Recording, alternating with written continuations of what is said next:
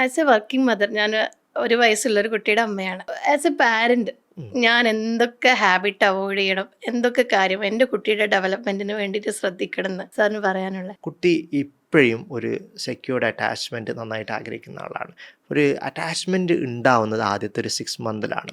6 month two 1 year ആ attachment ഒന്നും കൂടി സ്ട്രോങ് ആവുന്ന പീരീഡാണ്. നിങ്ങൾ സൈക്കോളജിയിൽ ഒരുപാട് അതിനെക്കുറിച്ച് പഠിക്കുന്നുണ്ട്. അപ്പോൾ ഈ ഒരു സമയം ഈവൻ ഇഫ് നിങ്ങളുടെ അവൈലബിലിറ്റി ഇല്ലെങ്കിലും കുട്ടിക്ക് അറ്റാച്ച്ഡ് ആയിട്ട് കുട്ടിയോട് കണക്ട് ചെയ്യുന്ന ഒരാളെ നിങ്ങൾ അവിടെ വെച്ചിട്ടായിരിക്കും നിങ്ങൾ ജോലിയുടെ സമയത്ത് വരേണ്ടത്.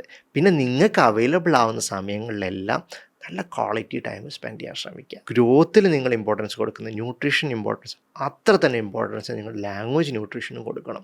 കുട്ടികളെ നിരന്തരമായിട്ട് ഇടപഴകാൻ ശ്രമിക്കുക. എപ്പോഴും ഒരു വയസ്സുകാരനോട് നമ്മൾ വലിയ വലിയ കാര്യങ്ങൾ പറയണ്ട, 2-3 വാക്കുകളിലുള്ള നല്ല എക്സ്പ്രഷനോട് കൂടി ഐ കോണ്ടാക്റ്റോടുകൂടി കണക്ട് ചെയ്ത് സംസാരിക്കാൻ ശ്രമിക്കുക.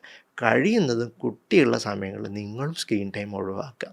അതുവഴി കുട്ടിക്ക് സ്ക്രീനിലേക്കുള്ള താല്പര്യം കുറയാനുള്ള ഇതുണ്ട്. അതുപോലെ ഹെൽത്തി ആയിട്ടുള്ള നല്ല ബാലൻസ്ഡ് ഡയറ്റ് കൊടുക്കുക എന്നുള്ള, എക്സസീവ് ഷുഗർ, സോൾട്ട് കാര്യങ്ങളൊക്കെ ഒഴിവാക്കുക. പിന്നെ കുട്ടിയുടെ ഹെൽത്തിൽ വളരെ ഇമ്പോർട്ടൻ്റ് ആയ കാര്യമാണ് അഡിക്വേറ്റ് ആയിട്ട് സ്ലീപ്പ് കിട്ടിയെന്ന് കുട്ടിക്ക് ഉറപ്പ് വരുത്തുക.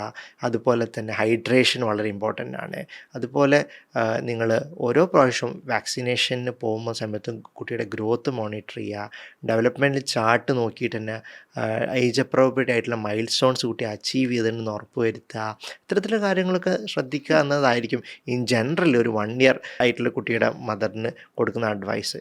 കഴിയുന്നതും മദറിനെ പോലെ തന്നെ ഫാദറിനും റോളുണ്ട്.